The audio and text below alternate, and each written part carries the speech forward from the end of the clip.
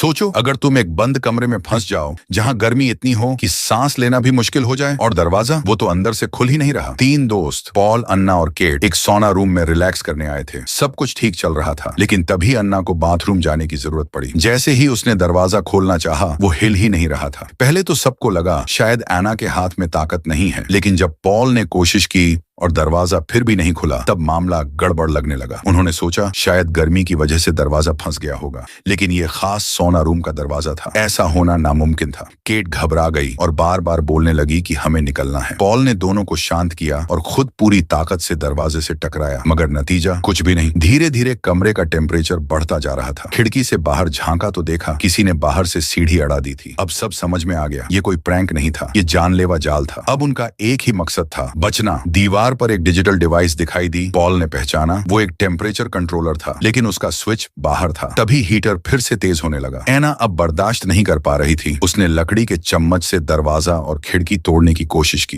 काम नहीं बना। पॉल को एक आइडिया आया। उसने हाथ जलने की परवाह की बिना हीटर से पत्थर निकाला और फिर जोर से खिड़की पर मारना शुरू किया। आखिरकार कांच चटक गया। एना ने पॉल को पीछे हटाया और ताजी हवा में सांस ली। अब उन्होंने उस छोटे से छेद से बाहर देखने की कोशिश की और खुद को थोड़ा संभाला। फिर पॉल ने एक पत्थर को तौलिए में लपेटा और दरवाजे के ऊपर बने छोटे से छेद से बाहर फेंककर सीढ़ी को हटाने की कोशिश की, लेकिन हाथ की जगह कम थी। ये तरीका फेल हो गया। एना ने अब कंट्रोल डिवाइस तोड़ने की बात कही, लेकिन पॉल ने मना किया। अगर सिस्टम शॉर्ट हुआ तो हीटर पूरी स्पीड में चलने लगेगा और सब यहीं खत्म हो जाएगा। केट ने पॉल की बात मानी और एना को रोका। इसी बीच पॉल की नजर एक टेबल लैंप पर पड़ी। उसने सोचा अगर ये हीटर वाली वायरिंग से जुड़ा है तो इसे शॉर्ट करने से हीटर भी बंद हो सकता है। उसने गीले तौलिए से चम्मच लपेटी, बल्ब निकाला और लैंप के सॉकेट में चम्मच डाल दी। एक जोरदार झटका लगा और पॉल जमीन पर गिर पड़ा बेहोश। बदकिस्मती से हीटर बंद नहीं हुआ। अब सबका पानी भी खत्म हो गया था। एना से अब और बर्दाश्त नहीं हुआ। उसने फिर कंट्रोल पैनल तोड़ने की कोशिश की। केट ने मना किया, लेकिन गुस्से में आकर उसने खुद टेम्परेचर गेज तोड़ दिया